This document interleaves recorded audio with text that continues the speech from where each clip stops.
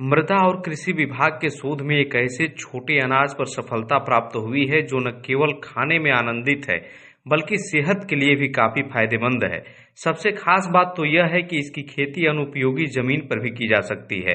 बिना लागत की होने वाली ये फसल छोटा अनाज रागी के नाम से जाना जाता है, जिसे श्रेयन्न में शामिल किया गया है। यह छोटा अनाज गरीब किसानों के लिए काफी लाभप्रद खेती है। इस फसल को संपन्न करने के लिए न ही सिंचाई और न ही कोई खाद उर्वरक की आवश्यकता होती है। यह कम वर्षा वाले माहौल में भी संपन्न हो जाता है। बड़े ही कम दिनों में यह खेती होती है। रागी एक ऐसा छोटा अनाज है जो स्वास्थ्य के लिए काफी लाभदायक सिद्ध होता है। जहां पूरा देश श्रीअन्न का उत्सव मना रहा है, तो वहीं बलिया में मृदा और कृषि विभाग के विशेषज्ञों का यह शोध जनपद में खुशी का बहार ला दिया है। इसकी कई प्रजातियां होती है, जिसमें से हम बात करेंगे रागी के प्रजाति ओएलम 203 की। मैं प्रोफेसर अशोक कुमार सिंह, यहाँ मृदा विज्ञान एवं कृषि रसायन विभाग श्री मुरली टाउन महाविद्यालय बलिया में हम लोग 18 सालों से शोध शिक्षण एवं किसानों की मदद के लिए कार्य कर रहे हैं। हाथ में ये जो आप अन्न की बाली देख रहे हैं, ये है रागी। और रागी की कई प्रजातियां हैं, जिसमें कि ओएलम 203 ये प्रजाति है और ये बहुत अच्छी प्रजाति है। किसान इसको बड़े आसानी से उगा सकता है।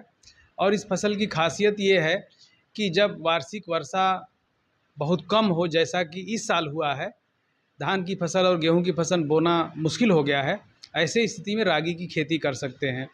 बीज इसका बहुत कम 400 ग्राम बीज 1 बीघे के लिए पर्याप्त होता है।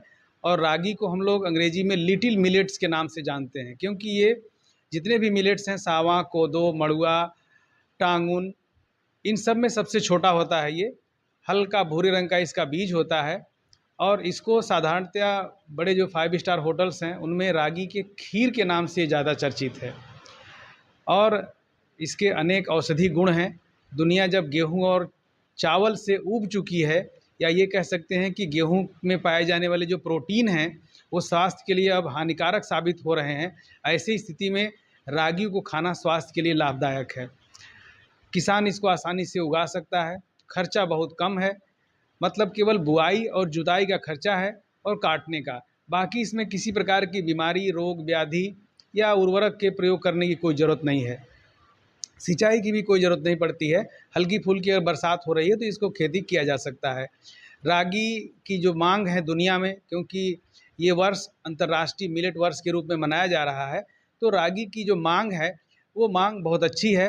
कि जो खेती है वो खेती हम ऐसी भूमि पर कर सकते हैं जिस भूमि को हम लोग एक तरह से बेकार भूमि बोलते हैं, या ये कह सकते हैं कि उस भूमि पर अन्य खेती करना मुश्किल होता है। ऐसी स्थिति में कम से कम बरसात में अनउपजाऊ ज़मीन पर इनको बड़े आसानी से उगाया जा सकता है। चाहे वो काली वाली करैल मिट्टी हो, या दोमट मिट्टी हो, या बलुई मिट्टी हो, या फिर ऐसी मिट्टी हो जो नमी को धारण करने की क्षमता कुछ हद तक रखती है।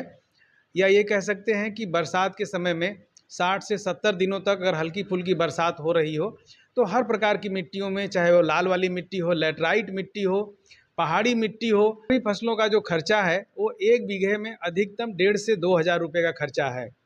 1.5 से 2 हज़ार, या ये कह सकते हैं कि 1200 रुपये से 1500 रुपये में 1 बीघे आप इसका उत्पादन कर सकते हैं। केवल जुताई और बुआई का खर्चा है। लोकल 18 के लिए बलिया से सनंदन उपाध्याय की रिपोर्ट।